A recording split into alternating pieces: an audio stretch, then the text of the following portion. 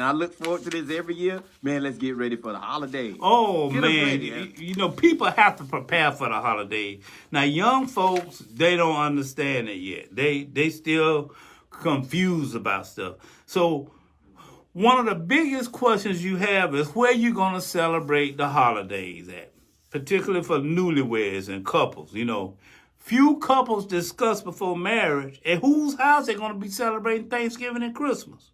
There is no right or easy solution to this dilemma, only love. Okay, now this was a unique year for us at our house for Thanksgiving.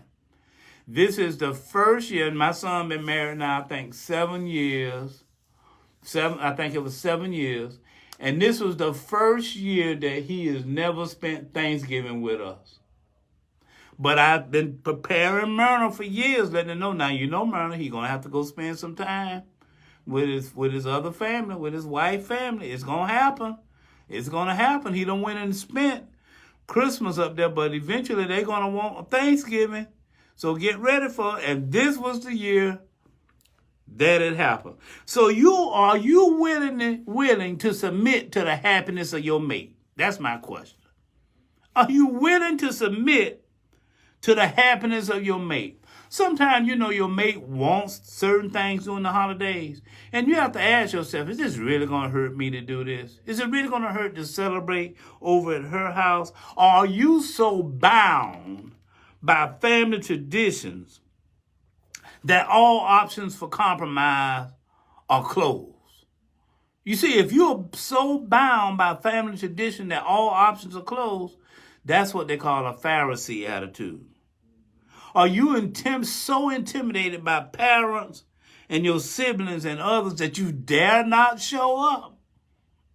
Or you in bondage right now?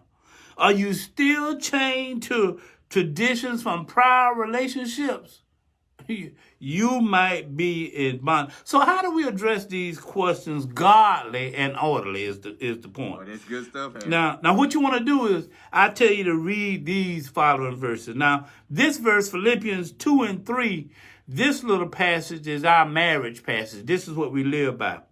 Let nothing be done through vain strife or vain glory, but in lowliness of mind, let each esteem other better than themselves.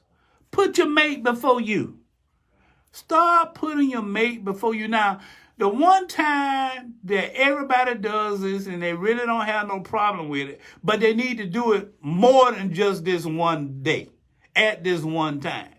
They need to be doing this throughout all 7 days, throughout their life. Now, on Sunday after church, people don't have a problem esteeming each other. Okay? Where you want to go to church at, honey? Well, wherever you want to go, dear. Well, where do you want? Well, I feel like Olive Garden. Okay, well, I don't know. You know, I feel like I want to go to this place or that place. You esteem each other high then. But now you get rid of that Sunday evening, that little wonder from about 12 to 3, and after that close, you ain't giving up nothing. You want to be in charge, and you are not submitting to the happiness of your mate. You know, Romans 12 and 2 says, be kindly affectionate to one another with brotherly love and honor, preferring one another. Ephesians 4:2 puts it this way, with all lowliness and meekness, with long suffering, forbearing one another in love. You know, honestly, outside of love and submission, there is no way to resolve this issue of where we're going to celebrate Christmas at, where we're going to celebrate Thanksgiving at, where we're going to celebrate any holiday at. However, if either spouse has failed to leave and cleave, then it's only going to be amplified. I got to go to my mama's house. I've been going to my mama's house all my life. Well, you married now.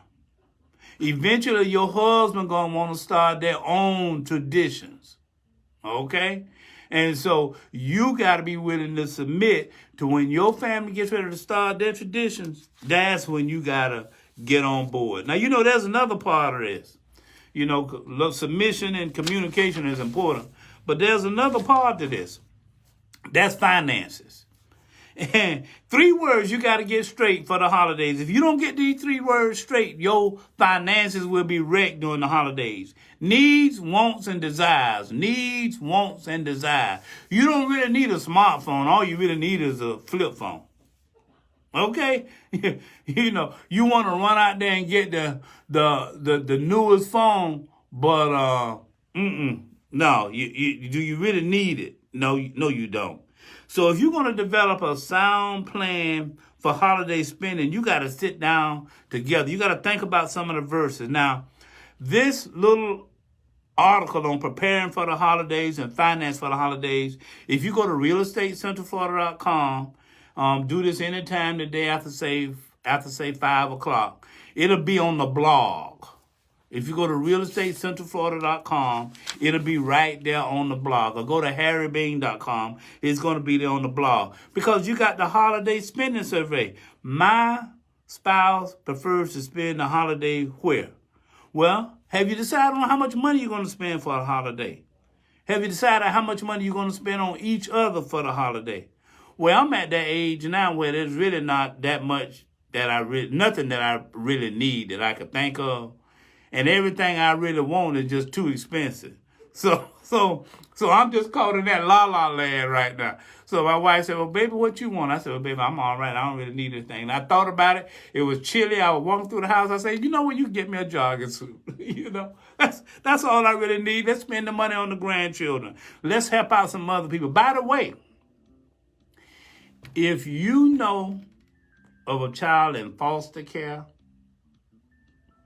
or a child in one of these abuse facilities that you think is worthy of a Christmas, give us a call. We'll add them to our group of kids that we're taking Christmas shopping this year.